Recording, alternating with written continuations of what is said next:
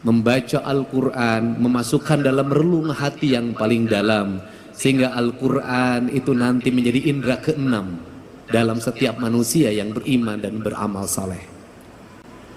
Pada malam hari ini saya mengucapkan terima kasih juga dan rasa syukur dari Ciwidey, Kabupaten Bandung yang kebun tehnya banyak dibabadin. Mudah-mudahan ke depan bisa kembali hijau karena Quran mengajarkan hijau, dan saya lihat Kabupaten Bandung juga bajunya hijau. Makanya alamnya tidak boleh berubah, harus tetap hijau. Karena dari alam yang hijau akan mengalir air yang jernih dan putih. Saya ucapkan terima kasih, dan nanti keajudan saya tadi sudah membaca Quran dengan baik. Saya nanti nitip 50 juta. Karena untuk mencapai tingkatan itu lama. Tapi kalau yang tadi ngaji tadi adalah Bupati Kabupaten Bandung, saya kasih 100.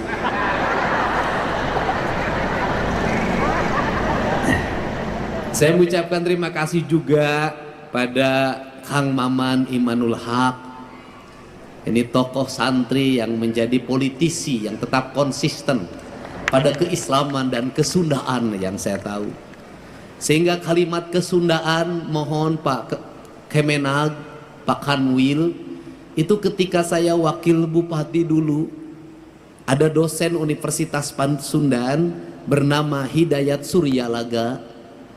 Dia menulis terjemah Al-Quran dalam rumpaka Sunda yang sudah disusun dalam bentuk mamaos, dan saya minta di tahun depan itu masuk menjadi salah satu cabang yang diperlombakan, yaitu mamaos dalam bahasa Sunda, tapi isi mamaosnya adalah terjemahan Al-Quran.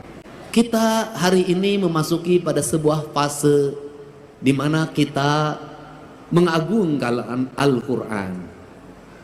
Al-Quran yang diagungkan oleh kita adalah Al-Quran yang dilihat dari sisi estetika pembacaan.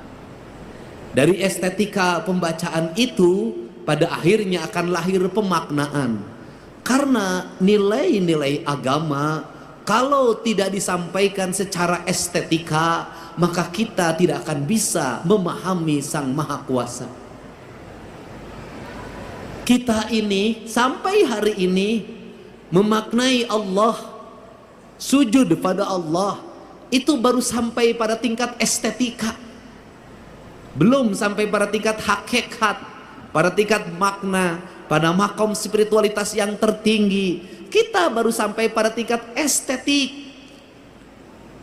Kita tertarik untuk salat dengan khusyuk manakala imamnya berestetika dalam mengimami kita semua. Kita bolak-balik pergi umroh,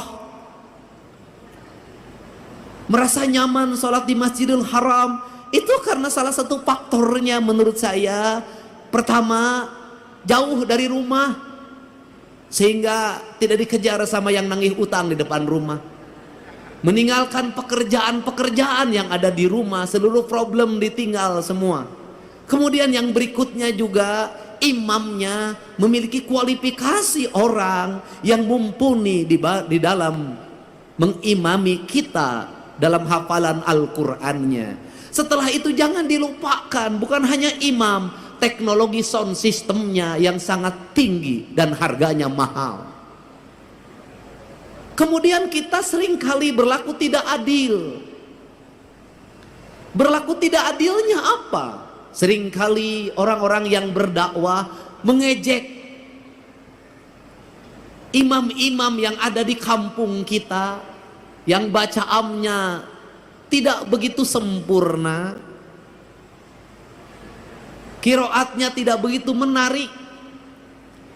Kemudian juga diperbandingkan dengan Masjidil Haram, tidak adil. Kenapa?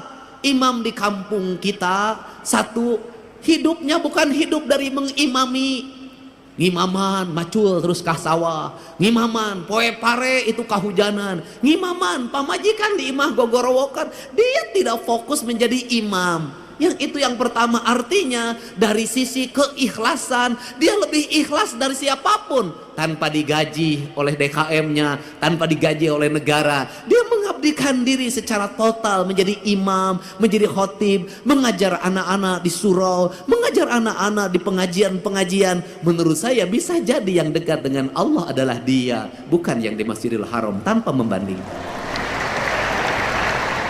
Maka ucapannya bisa jadi tidak tartil karena ustadznya ustadz kampung. Tetapi ingat, dalam ucapan yang tidak tartil itu lahir makna keikhlasan karena dia bersemayam dalam jiwa yang bersih. Jiwa yang bersih itu celik putih, cerak herang, cang bulan, 14 jalan gede sasapuan, tegenek temalekek balumbang timur narawangan. Apa yang terjadi? Ucapan-ucapan dari ayat Al-Qur'annya saciduh metu saucap nyata.